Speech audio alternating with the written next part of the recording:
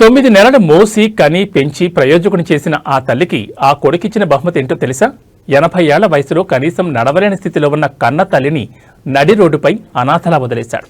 మధ్యప్రదేశ్లోని మందసౌర్లో జరిగిన ఈ అమానవీయ ఘటన సభ్య సమాజం తలదించుకునేలా చేస్తోంది. ఆమె వయసు 80 ఏళ్లు.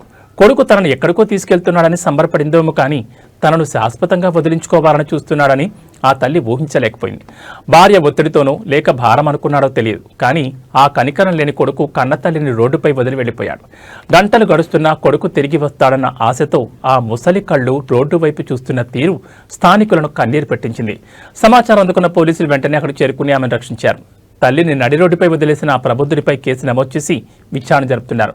డబ్బుంటే లోకం గౌరవిస్తుందేమో, కానీ కన్న తల్లిని గౌరవించని వాడు మనిషే కాదు.